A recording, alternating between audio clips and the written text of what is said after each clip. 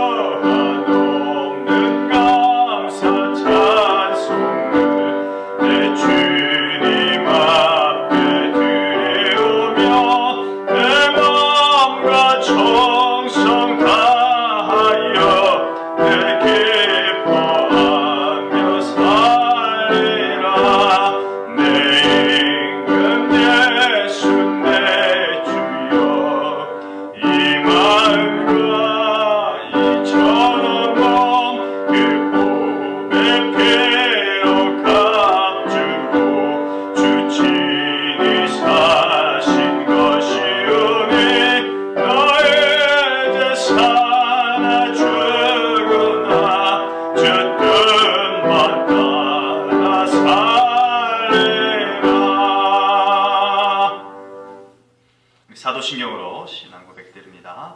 전능하사 천지를 만드신 하나님 아버지를 내가 믿사오며 그 외아들 우리 주 예수 그리스도를 믿사오니 이는 성령으로 잉태하사 동정녀 마리아에게 나시고 본디오 빌라도에게 고난을 받으사 십자가에 못 박혀 죽으시고 장사한 지 사흘 만에 죽은 자 가운데서 다시 살아나시며 하늘에 오르사 전능하신 하나님 우편에 앉아 계시다가 저리로서 산자와 죽은 자를 심판하러 오시리라. 성령을 믿사오며 거룩한 공회와 성도가 서로 교통하는 것과 죄를 사하여 주시는 것과 몸이 다시 사는 것과 영원히 사는 것을 믿사옵나이다. 아멘. 찬송가 211장, 새 찬송가 211장 찬양드립니다.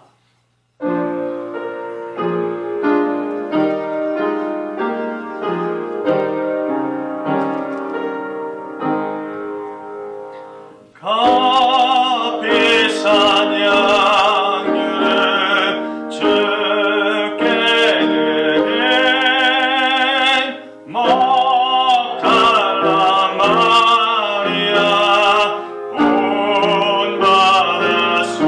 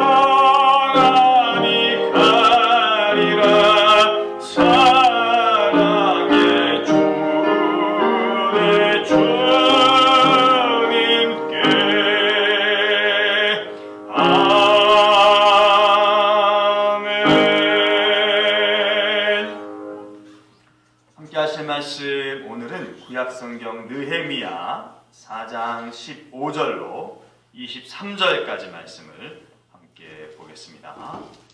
구약성경 731면이나 732면쯤 되겠습니다. 느헤미야 4장 15절로 23절까지의 말씀입니다.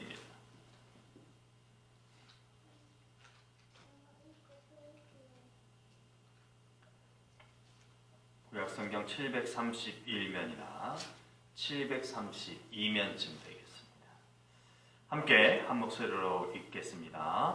우리의 대적이 우리가 그들의 의도를 눈치챘다 함을 들으니라. 하나님이 그들의 꾀를 패하셨으므로 우리가 다 성에 돌아와서 각각 일하였는데 그때로부터 내 수하 사람들의 절반은 일하고 절반은 갑옷을 입고 창과 방패와 활을 가졌고 민장은 유다 온 족속의 뒤에 있었으며 성을 건축하는 자와 짐을 나르는 자는 다 각각 한 손으로 일을 하며 한 손에는 병기를 잡았는데 건축하는 자는 각각 허리에 칼을 차고 건축하며 나팔 부는 자는 내 곁에 섰었느니라. 내가 귀족들과 민장들과 남은 백성에게 이르기를 이 공사는 크고 넓음으로 우리가 성에서 떨어져 거리가 먼즉 너희는 어디서든지 나팔 소리를 듣거든 그리로 모여서 우리에게로 나오라. 우리 하나님이 우리를 위하여 싸우시리라 하였느니라. 우리가 이같이 공사하는데 무리의 절반은 동틀 때부터 별이 나기까지 창을 잡았으며 그때 또 백성에게 말하기를 사람마다 그 종자와 함께 예루살렘 안에서 잘지니 밤에는 우리를 위하여 파수하겠고 낮에는 일을 하리라 하고 나나 내 형제들이나 종자들이나 나를 따라 파수하는 사람들이나 우리가 다 우리의 옷을 벗지 아니하였으며 물을 기르러 갈 때에도 각각 병기를 잡았느니라. 아멘. 하나님의 말씀입니다. 기도합니다. 좋으신 하나님 감사합니다. 생명의 말씀을 읽었습니다. 하나님께서 허락하시는 말씀 늘 읽고 묵상하며 삶을 통하여 실천하는 귀한 삶이 되게 도와주시옵소서. 그를 통하여 하나님께서 주시고자 하는 은혜를 체험케 하시고 분복이 넘치는 생애가 되도록 인도하여 주시옵소서. 성령님의 능력을 의지하며 말씀을 선언하고 나누는 이 시간 가운데에도 은혜가 끼쳐지며 도전이 되는 시간 되도록 역사해 주시옵소서. 예수님의 이름으로 기도합니다. 아멘. 지금 한창 또 슈퍼볼 이후로 그전에도 계속 있었지만 농구가 또 한창 이어지고 있는 상황이에요.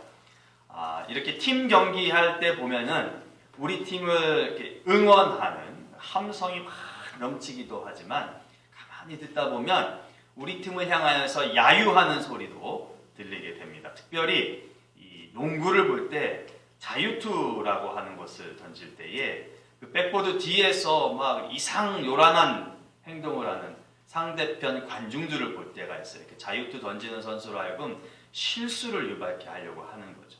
근데 그게 잘 되지 않으면 그 강도나 빈도가 좀 잦아져요. 이게 응원하는 또 야유하는 상대편 팀들이 의기소침해지는 거죠. 아유, 이렇게 해도 안 되는구나, 저렇게 해도 안 되는구나 하면 빈도수가 좀 약해지고 안 하는 그런 경우도 보입니다. 오늘 말씀은요, 느헤미야가 무너진 성벽을 재건하는 그런 배경 가운데 일어난 사건의 한 단락입니다. 성벽을 재건하는 이스라엘 백성들에게 수없는 비아냥이 있었다는 거죠. 그게 되겠니? 성벽 재건이 이루어지겠어? 포로에서 돌아온 너희들이 그런 일들을 감히 할 수나 있겠어? 이루어질 수 없어. 이런 비아냥, 웃음, 또 너희들이 그 성전을 재건하면 무너뜨릴 거야. 겁박, 협박. 그래서 그런 것들이 너무 난무한 가운데 느헤미야는 이스라엘 백성들을 독려하여서 성전 벽을 이렇게 세우는데 힘을 쏟는데 그 비아냥과 겁박이 도를 넘어서서 이스라엘과 이렇게 전쟁을 치르게 되는, 적들과 이스라엘이 전쟁을 치르게 된 그런 지경에까지 이르게 되었다는 것이죠. 근데 그렇게 겁박하고 위협하고 비아냥거리고 이스라엘 백성들을 이렇게 모욕했던 그들의 수고가 헛된 일이 되어버린 것이 오늘 본문의 시작입니다. 15절 말씀을 보면 우리의 대적이 우리가 그들의 의도를 눈치챘다 함을 들으니라. 그러니까 적들이 행하고자 했던 어떤 계획, 계략이 노출됐다. 이 사실을 적들이 알게 됐다라는 이야기를 하고 있는 것이에요. 그래서 이스라엘 백성들은 원래의 일터로 돌아왔다. 이 기록을 하고 있습니다. 왜? 어떻게 일터로 돌아오게 된 것일까요? 15절 말씀을 다시 한번 보시면 우리의 대적이 우리가 그들의 의도를 눈치챘다함을 들으니라. 하나님이 그들의 꾀를 패하셨으므로 우리가 다 성에 돌아와서 각각 일하였는데 적들이 자기의 계략이 노출됐다는 사실을 알았을 뿐만 아니라 무슨 일이 일어났어요? 하나님께서 그들의 계획을 패하게 하셨다라는 일을 기록하고 있습니다. 느헤미야는 적들 스스로 자멸한 것이 아니라 하나님이 자신들을 도우셨기에 우리가 건재하고 우리가 성벽 재건하는 일을 다시 시작할 수 있다라는 기록을 느헤미야는 오늘 15절을 통해서 하고 있습니다. 분명한 이유가 있을 거예요. 이런 말을 할 수 있는 이유가 있을 것인데 이 적들의 수많은 그런 방해와 괴롭힘 속에서도 이스라엘 백성들, 그러니까 지도자 느헤미야와 더불어 이스라엘 백성들이 끊임없이 행했던 그 옳은 행동들이 있었다라고 하는 것 때문입니다. 바로 매 순간마다 어려울 때마다 지칠 때마다 하나님께 부르짖었던 기도의 시간이 있었다라고 하는 것이 오늘 본문의 15절 이전까지의 상황 가운데서 여러 차례 발견이 돼요. 뿐만 아니라 기도하면서 기도하는 것으로 다 됐어 이런 생각도 할 법한데 그렇지 않고 현실에 우리가 처한 문제가 무엇이냐? 이 현실에 처한 문제를 해결하기 위해서 우리가 할 것이 무엇이냐? 라고 하는 능동적인 대비 태세도 더하였기 때문입니다. 우리 이 말씀을 오늘 본문 말씀에 나와 있는 이 말씀을 좀 곰곰이 좀 생각해 볼 필요가 있을 듯해요. 대적들이 이스라엘이 자신들의 계략을 알게 된 것을 어떻게 들을 수 있었다는 것일까요? 말 그대로죠. 스파이를 통해서 자신들이 이스라엘 가운데 보낸 스파이를 통해서 들었든지 아니면 이스라엘 백성들 사이에서 오고 가는 어떤 이야기들을 들었든지 들어서 알게 된 것이겠죠. 자, 그런데 내가 갖고 있던 계획이 노출됐다. 내가 전쟁을 하려고 그러는데 적들에게 내 전쟁 계획이 노출됐다. 이게 전쟁을 계획한 사람의 입장, 전쟁을 계획한 나라에 상당히 위협적이 될까요? 저는 무조건 위협적이 된다고 생각되지 않아요. 내가 침략하려고 하는 나라에서 내 침략 계획을 들었는데 여전히 허랑방탕하고 여전히 느슨하고 전쟁에 대한 대비를 전혀 하지 않는다면 적이 나의 계획을 알았어요 라고 하는 게 내게 무슨 그렇게 위협이 되겠습니까? 가서 쳐 들어가서 싸우고 무찌르면 그만이죠. 그러니까 이 이스라엘 느헤미야와 이스라엘 백성들을 통하여서 자기들의 계략이 노출됐다는 것을 안 적들에게 위협이 될 만한 상황이 될라치면 이스라엘 백성들이 굳건하게 전쟁에 대비하고 있다는 이야기를 들었을 되는 것이죠. 방어를 하고 전쟁이 일어날 것에 공격에 대비를 하고 그런 준비하는 것이 치밀한 준비성이 목격이 되었다면 자신들이 보낸 스파이가 됐든지 이스라엘 사이에서 야 우리가 전쟁이 일어날 건데 우리는 이렇게 대비하면서 지내고 있어. 안심해. 적들이 와도 우리는 굳건하게 싸울 거야. 뭐 이런 얘기를 들었든지 그렇다면 자기들의 전쟁의 계획이 노출된 것이 위협적으로 느껴질 수 있는 것이죠. 아 지금 공략해봐야 지금 침략해봐야 지금 공격해봐야 큰 수확을 얻을 수는 없겠구나. 정말로 우리가 은밀하게 계획된 그 계획들이 노출됐구나. 이렇게 생각하게 될 것입니다. 이스라엘 백성들에게는 분명한 모습이 발견됩니다. 위협이 가중될수록 하나님께 의지하는 모습이 더 견고해졌다는 것이 뿐만 아니라 그 어려움이 더해지는 그 순간에 그 어려움이 더해지는 일들에 대해서 그들이 준비하는 모습도 더 치밀하고 더 세밀할 뿐만 아니라 겹겹이 준비하는 모습들이 분명하게 나타났다는 것이죠. 그러니 적들은 이스라엘이 자신들의 계략을 알고 있다고 판단하기에 충분합니다. 그러니 갖고 있던 계략을 멈출 수밖에 없는 것이죠. 우리가 이 대목을 통해서 기억해야 될 것, 움직이는 것입니다. 행동하는 것입니다. 이스라엘의 그 대비로 인해 적들의 깨를 물리칠 수 있었다는 것을 기억해야 합니다. 물론 무엇보다도 가장 중요한 것은 하나님의 역사하심이 있었지만 하나님의 역사하심뿐만 아니라 역사하심이 있기 전부터 이스라엘 백성들은 기도하면서 자신들이 해야 할 것, 자신들이 할 수 있는 것들을 분명하게 준비했다는 것입니다. 그것을 말미암아 적들 스스로가 자신의 계략에 힘이 없어졌다라는 것을 알게 되기 때문입니다. 자, 우리 이스라엘은 그들의 열정과 힘겨운 중에도 만반의 준비로 인한 승리한 면을 맛봅니다. 완벽한 승리라고 하기는 좀 아직 시기상조이고 어느 정도 승리를 맛보게 됩니다. 아주 기분 좋은 일이죠. 승리할 때마다 여러분들 뭐 제가 운동 얘기를 또 하지만 승리하고 우승한 팀들 뭐예요? 샴페인 터뜨리고 폭죽 터뜨리고 파티. 예. 지난 1년 혹은 뭐 수개월의 그 여정에 대해서 보상 받아야 돼. 그래서 즐겁게 지내잖아요.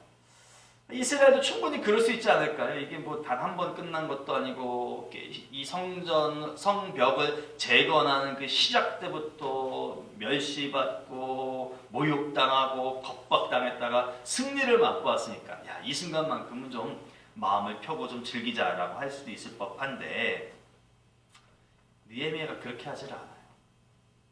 이 지도자 느헤미야가 백성들을 다시금 일터로 보냅니다. 성벽 재건하는 일을 하게끔 해요. 백성들의 입장에서 보면 이거 참 야속하지 않을까요? 이 순간만큼은 좀 마음 한켠에서 좀 여유로움을 갖고 승리를 만끽하고 서로를 격려하고 잠시 쉼을 얻고 하나님께도 감사하고 이런저런 이유를 들어서 좀 이 성벽 재건하는 것을 멈춤 이렇게 좀 갔으면 좋았을 텐데 그렇게 하지 않습니다. 백성들이 원할 법도 한데 백성들이 원하는 일을 이 지도자 느헤미야가 선택하지 않아요. 여하튼 지도자 느헤미야는 승리의 소식을 듣든 안 들었든 지금은 들었지만 백성들을 다시금 일터로 보냅니다. 여러분 저와 여러분들이 이 부분을 깊이 상고할 수 있기를 바랍니다. 사도 바울은 고린도전서 10장 12절을 통해 이런 말씀을 합니다. 그러므로 서 있다고 생각하는 사람은 넘어지지 않도록 조심하십시오. 여러분 고린도전서 10장을 통해서 이 말씀을 하는 데에는 이스라엘의 출애굽하여 광야 가운데 살았던 그 삶의 배경이 있어요.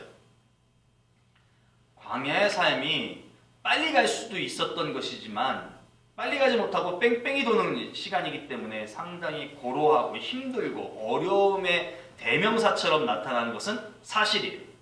그러나 그 시기만큼 하나님의 역사와 기적이 또 찬란했던 때도 없었다라고 하는 것이죠. 이것을 어떻게 합니까? 만나를 먹었어요.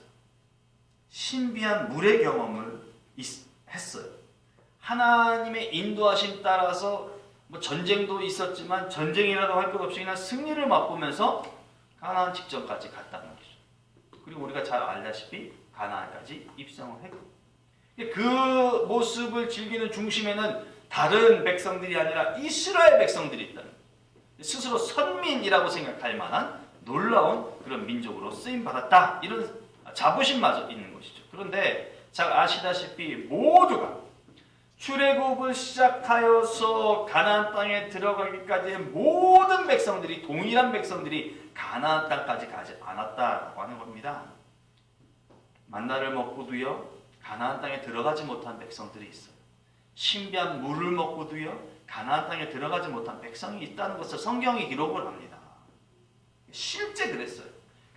끝까지 하나님의 은혜와 복을 누리지 못한 자들이 있다는 거, 죽음으로 자기 생을 끝낼 수밖에 없었다는 것, 하나님의 저주로 인하여서 생명을 소진할 수밖에 없었다는 사실이 성경을 기록하고 있다는 것입니다. 들어간 사람들, 끝끝내 견디고 지켜야 할 그 무엇인가를 지켜낸 자들만이 하나님의 은혜 속에서 가나안 땅에 들어갔다는 것이죠. 그 전에 몰살당한 사람들은요, 마땅히 지켜야 할 것들을 지키지 못한 자들이라는 것을 우리가 기억해야 합니다. 적드럽게가 들통났다. 그래서 이스라엘 백성들이 승리했다. 느헤미야라는 좋은 지도를 통하여서 승리를 맛봤다. 다 끝났습니까? 아니에요. 이들의 진짜 목적이 전쟁이었다면 끝났다라고도 말할 수 있었지만 이 느헤미야와 이스라엘 백성들의 진짜 목적은 전쟁이 아니에요. 성벽을 재건하는 일입니다. 그 성벽을 재건하는 일이 아직 끝나지 않았다는 거예요. 그러니까 자신들이 해야 할 일이 있다는 것을 분명히 기억하고 있다는 것입니다. 아직도 해야 할 일이 산적해 있다는 것을 지도자 느헤미야는 알고 있었다는 것이.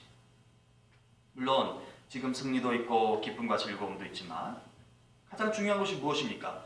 성벽 재건을 위해서 모인 우리들, 지도자 느헤미야를 따르겠다고 하는 이스라엘 백성들, 우리가 해야 할 일이 아직도 있습니다 라고 하는 것을 기억하고 있고 기억시켜 주셨다는 것입니다. 저와 여러분들의 신앙과 삶의 여정이 이런 모습이 되기를 소망합니다. 끝난 게 아니에요. 기쁨에 충만한 오늘이라고 해서 삶의 여정이 끝난 게 아닙니다. 괴로움의 과정이 있다고 할지라도 괴로움 때문에 오늘이 끝났다, 절대 아니라는 것이죠. 우리가 여전히 살아가야 할 하나님의 자녀로서의 인생의 목적이 있기에 우리의 삶이 끝난 게 아니다. 그래서 우리는 우리가 해야 할 일을 해야 한다. 그것을 찾아서 해야 한다. 내게 맡겨주신 소명에 맞는 사명을 감당해야 된다. 이것이 느헤미야가 우리에게 가르쳐주는 말씀입니다. 그렇다면 여러분, 누가 들어온 것입니까? 누가 그 전쟁의 승리의 한 면을 맛보고 누가 돌아온 것입니까? 다 돌아온 것입니다. 왜요? 이유가 분명하죠. 전부가 성벽 재건을 위해서 모였던 자들이기 때문에. 그래서 성벽 재건을 위해서 모였던 자들이 멸시를 당하고 무시를 당하고 모멸감을 느끼면서도 전쟁에 참여하기 위해서 대비하였던 그 자들이기 때문에 다 돌아온 겁니다. 그리고는 어찌합니까? 15절 말씀 보니까 각각 일하였다고 했어요. 각각 자신의 일을 위해서 흩어집니다. 전쟁이라는 하나의 목적을 위해서 성벽 재건하면서 뜻을 모았다 할지라도 다시금 돌아와서 자기가 해야 할 그 몫을 감당하는 부분을 성경은 기록하고 있습니다. 우리 교회의 일, 우리 가정의 일, 내가 속해 있는 직장의 일, 여러분 이거 누가 담당하는 겁니까? 누가 감당하는 겁니까? 오늘 말씀에 비춰보면 다 해요. 다. 내가 직장의 사장입니까? 그럼 내 휘하에 있는 부하 직원들과 함께 다입니다. 나는 사장이니까 놀맨? 아니에요. 나는 그냥 직장인이니까 사장 모르게 놀맨 아니에요. 다 해요. 다. 가정은요. 내가 우리 가정의 호주가 되는 아내이니까 나 혼자 아니죠. 남편과 아내와 자녀로서 해야 할 몫이 있기 때문에 가정이도 다입니다. 교회는 내가 우리 교회 터줏대감이니까 나만? 나는 잠깐 온 사람이니까 아니고? 아니잖아. 교회에 모여있는 사람이라면 다 해요. 다. 성도이기 때문에. 왜 다라는 표현을 합니까? 그 다에는 내가 포함되기 때문입니다. 나를 포함해서 다른 일을 엮어서 다 이렇게 말을 하고 있기 때문에 그렇습니다. 그래서 모두의 입장에서 보면 그 다가 내가 되는 거죠. 나예요. 나. 그래서 내가 일을 하는 겁니다. 남편이요, 아내요, 아들이요, 딸이요, 성도요, 집사요, 장로요, 권사요, 목사요, 다 내 입장에서 나에게 부여된 일을 내가 해야 될 그곳에서 하는 겁니다. 그것을 지금 성경은 각각이라고 기록을 하고 있는 것입니다. 그런데 그 일에 임하는 자들의 모습이 어떤지요? 16절 말씀 중반에 보면요. 내 수하 사람들의 절반은 일하고 절반은 갑옷을 입고 이랬어요. 17절 말씀에 보면 또 각각 한 손으로 일을 하며 한 손에는 병기를 잡았는데 이렇게 기록하고요. 21절 말씀 중후반부에 보면 우리가 이같이 공사하는데 무리의 절반은 이렇게 말하면서 끝자락에 창을 잡으며 이렇게 얘기합니다. 느헤미야 개인의 병사들을 포함해서 모든 이스라엘 백성들이요 일을 해요. 근데 일하는 것과 더불어서 전쟁에 대한 대비를 하고 있다라고 하는 것입니다. 언제 터질지 모를 이 전쟁에 대해서 재차 준비하고 있는 확고한 모습입니다. 이러한 철저한 대비를 통해 예견되는 것은 느헤미야는 지금 이 성벽 재건을 단순한 건축으로 보고 있는 것은 아닌 듯해. 애초 처음은 건축으로 여겼을 것이에요. 평화로운 중에, 조용한 중에, 잠잠한 중에, 평강 중에 그냥 벽돌 쌓아 올려서 무너졌던 벽 재건하면 된다라고 생각했을 것이에요. 그런데 시작하자마자 당한 일이 이게 건축이 아니라는 것이죠. 적들이 생겼어요. 적들. 그래서 전쟁으로 이랬다라고 하는 것입니다. 사람들을 불러 모았어요. 계획한 게 전쟁이 아니었어요. 느헤미야가 처음부터 준비한 건 전쟁이 아니었어요. 다시 한번 말씀드리지만 무너진 성벽을 재건해서 이스라엘 백성들을 함께 귀합해서 하나님을 위하는 백성이다라고 하는 것을 알게끔 해주는 것이었어요. 그러니까 자기 자신의 백성들을 귀합하고 자기 자신들의 백성들을 섬기는 하나님을 높이고자 하는 뜻에서 성벽을 재건하는 것이었어요. 그게 애초의 목적이고 어쩌면 지금의 목적이기도 할 것이에요. 그런데 떡하니 나타난 건 전쟁의 도발이었어요. 전쟁의 도발. 적들이 생깁니다. 성벽 재건하는 것을 막는 세력들이 생겨요.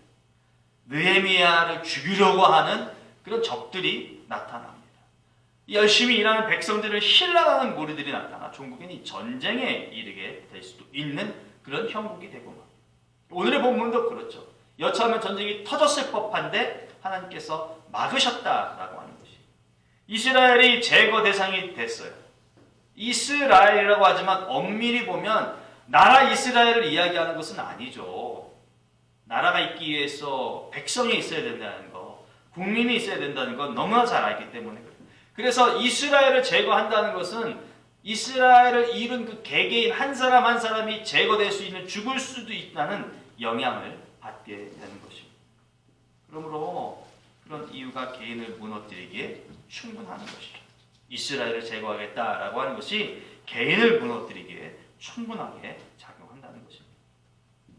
뿐만 아니라 한 사람의 역할이 무너지게 되면 성벽 재건이라는 전체 목적 역시 달성하지 못하게 된다라는 것을 너무나 잘 아는 거죠. 그래서 이런 구절, 이런 말씀을 통해서 우리가 알게 되는 것은 한 사람 한 사람의 역할, 그 한 사람 한 사람의 존재 자체가 소중하고 귀하다라고 하는 거예요. 예수님께서 공생애 시작하실 때 떼거지로 사람들을 부르지 않으셨어요. 여러분 아시겠지만 한 사람 한 사람 부르셔서 예수님의 직제자들은 12사람을 채우셨어요. 12를 왕창 시작하신 것도 아니었어요. 한 사람 한 사람이 얼마나 소중한지를 엿볼 수 있는 거죠. 전도여행을 떠난다 할 때라도 한 사람 한 사람에게 능력을 부여해 주셔서 그 한 사람 한 사람이 받은 능력을 드러낼 수 있도록 해 주셨어요. 다시 오실 것을 약속하시면서 성령의 충만함을 받으라라고 하시면서 남은 자들에게 말씀을 하셨어요. 어느 그룹에게만 성령 충만함을 받아라. 제자들만 성령 충만함을 받으라가 아니라 하나보다 너희 모두 한 사람 한 사람이 성령 충만함을 받아라. 내가 본대로 다시 온다 말씀하셨습니다. 신앙생활 하는데 싸움이나 하고 욕지거리나 하고 악담이나 하려고 예수 믿고 교회를 이루고 공동체를 이루는 건 절대 아니죠. 근데 실상이 삶의 모습이 전쟁터를 방불케 한다는 거예요. 신앙생활 하는 것 마저. 그러니 오늘을 사는 우리들에게 이 현실의 문제, 이것을 극복한다거나 무너뜨린다거나 넘어설 수 있는 건 영성이 있어야 된다는 것은 당연한 것이에요. 하나님을 섬기는 사람이기 때문에. 그러나 현실에 나타나는 문제를 도외시할 수는 없다라고 하는 것이죠. 무시할 수는 없다는 것이죠. 회피할 수만은 없다는 것이죠. 그래서 그런 문제를 해결할 수 있는 역량마저도 가져야 된다라고 하는 것을 오늘 느헤미야와 이스라엘 백성들의 모습을 통해서 엿볼 수 있는 것입니다. 그렇지 않다면 어렵기 때문입니다. 왜냐하면 그런 일이 일어나는 장소가 되기 때문입니다. 나의 가정이 그런 어려운 일이 일어날 수 있는 장소가 되기 때문입니다. 직장이 그러한 일을 당할 수밖에 없게끔 만드는 환경이 되기 때문에 그렇다.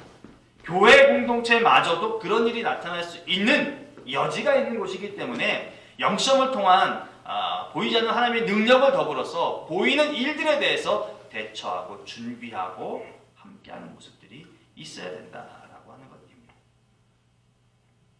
느헤미야의 모습, 백성들의 모습, 이 모습이 그런 현실을 외면하지 않는다는 것입니다.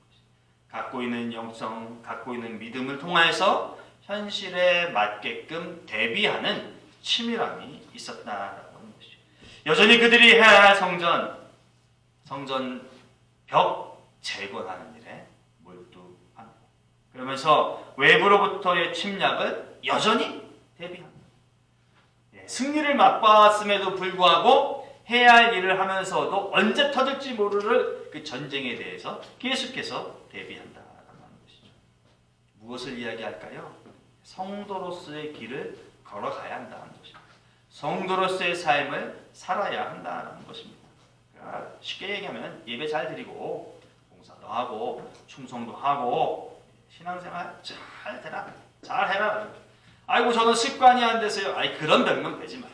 습관이 안 됐으면 습관이 되게끔 만들어라 라고 하는 것이죠. 아이고 저는 힘이 부족해서 힘이 부족하거들라 할 수 있는 힘을 만들어라, 이런 이야기를 지금 느헤미야와 이스라엘 백성들이 보여주고 있다는 것입니다. 이런저런 이유를 대지 말고 오히려 준비할 수 있는 역량을 길러야 된다라고 하는 일을 계속해서 언급하고 있습니다. 다시 한번 생각해 보죠. 성벽 재건하는 일이 어디 쉽겠습니까? 그럼에도 불구하고 지금 이 사람들이 하는 일은 무엇입니까? 군장을 메고 있는 거예요. 군인같이 일을 하고 있는 거예요. 불평이 왜 안 나오겠습니까? 그냥 하는 것도 버거운데 칼 차고 창 들고 방패 들고 일하라고 하면 이거 뭐 지도자로 여기겠습니까? 불평 한마디가 없다는 거예요. 느헤미야를 우리가 어떻게 합시다, 이런 얘기가 없다는 것이에요. 여러분 왜 그럴까요? 다 오라고 했잖아요.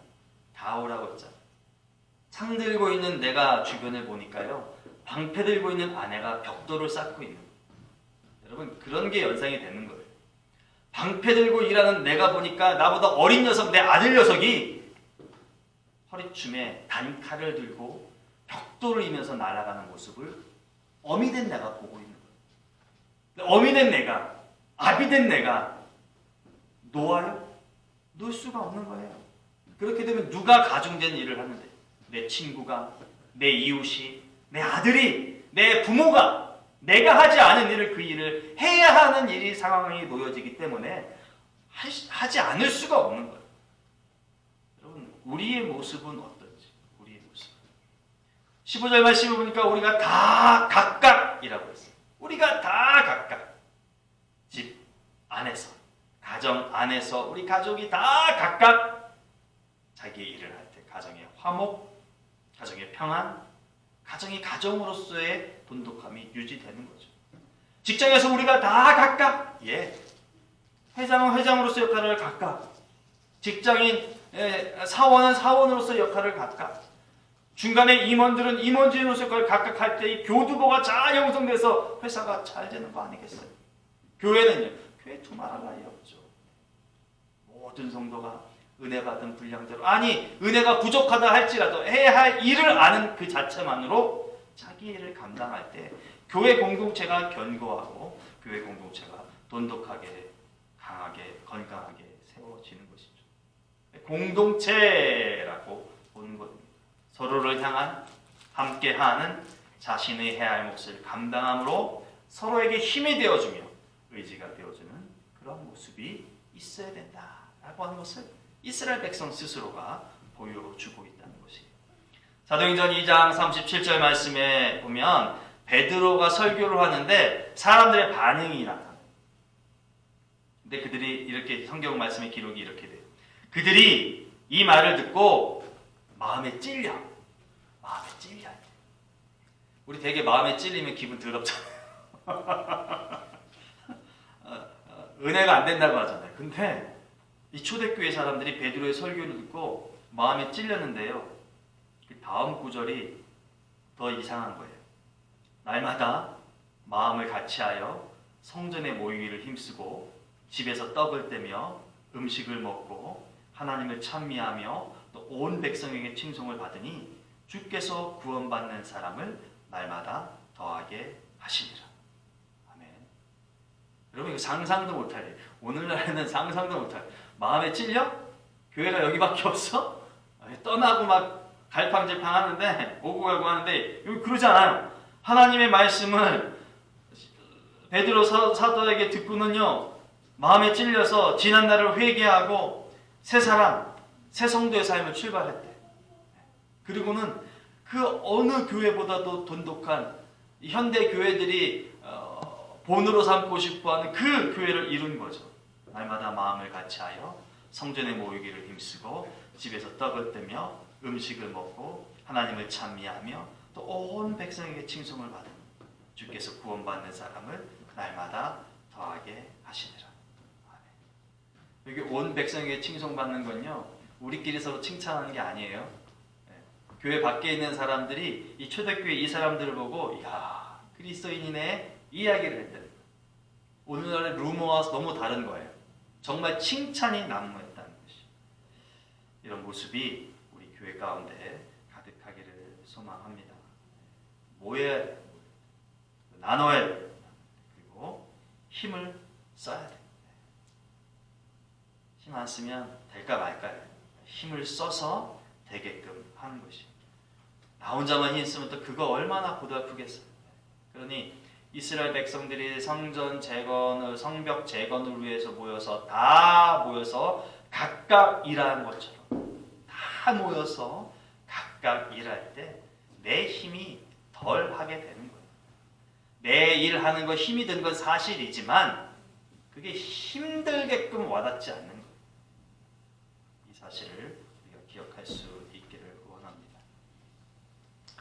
이스라엘 백성들이 이거 하는데, 일하는데 참 힘이 들어요. 생각만 해도 끔찍한 일이죠. 오늘날처럼 뭐 기계가 있어서 하는 것도 아니고.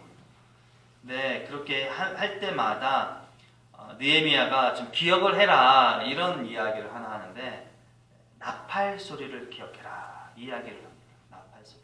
우리가 하는 일이 너무나 방대해서 우리 모두가 흩어져 있어서 어떤 일이 일어날지 모르는데, 나팔 소리가 들을 때마다 기억을 해라. 그리고 나에게, 내가 있는 곳으로 와서 모여라, 이 이야기를 오늘 했다라고 하는 것이죠. 나팔 소리는요, 전쟁의 서막이기도 합니다. 전쟁이 일어날 때 조심하라. 위험에 대비해라. 그리고 모여라. 전쟁이 일어났으니까 모여라. 우리가 싸워야 된다. 신호입니다. 근데 중요한 건 뭐예요? 뿌뿌 이렇게 나팔이 울릴 때 느헤미야가 얘기하는 게 뭐예요? 그 소리를 들어라. 소리를 들어라. 제일 먼저 중요한 게 나팔이 울릴 때 나팔 소리를 들어야 된다라고 하는 거죠. 왜 들어야 되는 거죠? 모여야 하기 때문에. 느헤미야가 있는 곳으로, 그 나팔이 울리는 그곳으로 모여야 하기 때문에 집중해서, 소리가 날 때 멈추고 집중해서 들어야 된다라고 하는 것입니다. 우리에게 나팔 소리가 있을까요? 우리에게 나팔 소리는 무엇일까요? 우리 모두에게 중심축이 되는 것이 우리에게 있어서 나팔 소리라고 생각이 됩니다. 우리 모두를 하나로 모이게끔 할 수 있는 것. 우리 모두가 하나라는 사실을 인지할 수 있게끔 하는 것. 우리 모두가 어떤 하나에 속한다라고 하는 것을 알 수 있게끔 하는 것. 그래서 삶의 무게가 무거워도 힘겨운 일이 있고 괴로움이 나를 짓눌러도 놓치지 말고 듣고 움직여야 하는 소리가 무엇일까? 그것이 우리에게 나팔 소리라는 거죠. 저는 단언컨대 그것이 하나님의 말씀이다라고 믿습니다. 목사인 저도 하나님의 말씀을 믿는 것이고, 성도인 여러분들도 하나님의 말씀을 믿는 것이기에 우리가 함께 들어야 하고, 그 소리를 듣고서 집중하고 움직여야 되는 것은 단언컨대 하나님의 말씀입니다. 말씀이다라고 믿습니다. 그러니까 그 하나님의 말씀이 울려 퍼지는 공동체이기 때문에 그 하나님의 말씀이 울려 퍼지는 예배에 집중해야 될 이유가 분명합니다. 느헤미야는 스스로 백성을 격려하고 노력하는 모습을 지니면서도요, 늘 잊지 않았던 것은 하나님을 경배하는 것이었어요. 그것이 개인의 기도가 되었든 여럿의 기도가 되었든 하나님을 경배하는 것이었어요. 오늘날 말하면 예배이겠죠. 그러니까 기도 없이는 살 수 없다는 것을 느헤미야는 나타내는 거예요. 예배 없이는 살 수 없다는 것을 우리가 나타내야 한다는 것이죠. 예배 없이 인생을 누릴 수 있다는 것은 헛것이다 라고 하는 것을 나타내야 한다는 것이죠. 이것이 느헤미야의 결단이에요. 그래서 매 순간 기도하고 경배하고 그리고 모인 목적이 성벽의 재건이니까 그 일을 하는 것. 근데 그 일을 하기 위해서 부딪히는 일들이 전쟁이 되니까 그것도 싸워서 이겨야 되기에 실제의 준비를 치밀하게 했다는 것이죠. 우리의 참 목적이 무엇이냐를 정하는 것이 중요하리라고 생각이 되어져요. 삶을 살기 위해서 돈 필요하죠. 그래서 직장이 있어야 되는 것 누구보다도 잘하는 것이 우리들입니다. 그리스도인이라고 해서 다르지 않아요. 근데 이 우선순위가 돈이 먼저이고 그에 따라서 온 이곳에서 갖고 있는 신앙을 나타내기 위해서 교회를 찾는다면 모이기 쉽지 않습니다. 느헤미야와 이스라엘 백성 같은 모습을 갖기는 어려워요. 아무리 우리가 직장과 돈 때문에 이곳에 왔다 할지라도 나를 이곳에 보내시고 이곳에서 하나님의 사람으로서의 삶을 살게 하셨다는 하나님을 앞세우는 것이 우리에겐 그 어떤 것보다 소중합니다. 그래야 오늘 느헤미야와 그의 백성들처럼 모이고 하나님을 경배하고 현실에 대비하는 모습을 굳건하게 지켜낼 수 있다는 것이죠. 그렇지 않으면 현실에 대비하는 것은 굳건하게 해요. 아주 치밀하게 합니다. 그러나 신앙과 그에 따른 다른 삶은 띄엄띄엄하게 될 수밖에 없어요. 그러니 저와 여러분들 오늘 말씀을 통하여서 우선순위를 뒤바꾸는, 만약에 바뀌어져 있다면, 온전히 하나님을 세우는 것이 합당하게 되어져 있다면 현실의 것을 좀 더 치밀하게 대비하는 우리가 되어야 됨이 마땅하지만 그렇지 않다면 현실의 것을 뒤로 하고 하나님의 말씀과 하나님을 예배하고 경배하는 것을 우선시 두어서 내가 어느 곳에 있든지 간에 어떤 생활을 하고 어떤 돈을 모으려고 애쓴다 할지라도 하나님의 사람 되면 본분을 우선시할 수 있는 그런 자세와 태도를 바르게 세우는 우리가 될 수 있기를 소망합니다. 언제나 노출되어 있어요. 전쟁은 언제나 노출되어 있습니다. 우리가 살아있는 동안 언제나 노출되어 있어요. 그것을 막기 위해서는 하나님 제2주, 하나님 우선순위가 마땅히 세워져야 되리라 믿습니다. 기도합니다. 아버지 하나님 감사합니다. 주님께서 우리를 사랑하셔서 이 땅의 삶을 허락해 주셨습니다. 하나님께서 허락하신 이 땅의 삶에 우리가 모든 목적을 거는 그 우둔한 자는 되지 않도록 도와주시옵소서. 하나님을 제1로 섬기고 하나님께 최선을 다하는 삶을 통하여서 이 땅의 것을 이겨나가는 우리가 되도록 도와주시옵소서. 이것들이 흐트러져 있다면 재정비하게 하시고 오늘 느헤미야와 그의 백성들처럼 결단하는 신앙이나 삶을 반드시 살게 하여 주시어서 하나님의 중심으로 삼 하나님께서 허락하신 영적인 것을 우선시 여기는 귀한 삶을 살아내는 우리가 되도록 역사해 주시옵소서. 예수님의 이름으로 기도합니다. 아멘. 오늘 시간에 함께 교회를 위해서 오늘 말씀을 생각하면서 내가 혹시라도 부족한 것이 무엇인가를 좀 하나님께 고백하면서 함께 기도하는 시간을 갖도록 하겠습니다. 기도합니다. 사랑하다가 풍성하신 아버지 하나님 감사합니다. 하나님께서 예수 그리스도의 피로 값지고 세우신 교회가 이 땅에서 교회다운 교회로 세워지게 하여 주셔서 감사합니다. 교회의 참 본질이 되는 예배가 아버지 흥황하도록 도와주시고 예배를 통하여서 하나님을 친밀하게 만나는 일들이 무성하게 펼쳐지도록 하여 주시옵소서. 하나님 교회에 속한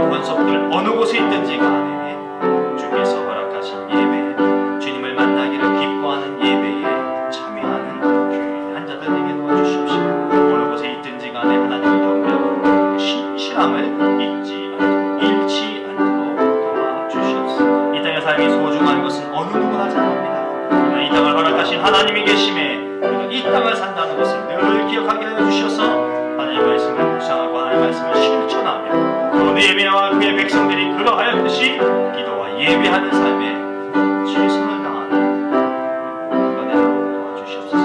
보이는 교회 되게 하시고 교회에서 하나님을 경배하는 교회 되게 하시고 또 흩어져서 하나님의 복음을 널리 증거하는 삶을 통해서 드러내는 우리가 되도록 역사해 주시옵소서. 오늘도 주의 전에 나와 예배하는 귀한 자들 가운데 하나님의 신령한 은혜와 은총이 덧입혀지게 도와주시옵시고 귀한 아버지 여정들의 기도 하나님의 자녀들의 기도가 삶을 통해서 응답되게 하여 주시옵소서. 하나님께 예배함을 통하여 좋은 것들 많이 누리는 삶의 여정이 되게 하시옵소서. 그러나 무엇인가 결실을 기대하면서 예배하고 무엇인가 기대가 되는 것들을 꼼수를 여기면서 하나님을 섬기는 우리가 되지 않도록 도우시고 온전히 한 번 하나님을 진정으로 섬길 때에 하나님께서 주시는 은총의 복들을 누리는 우리가 되게 역사해 주시어서 하나님을 잡신으로 여기지 않도록 도와주시옵시고 참 신실하신 창조주 구세주 인도주로 여기는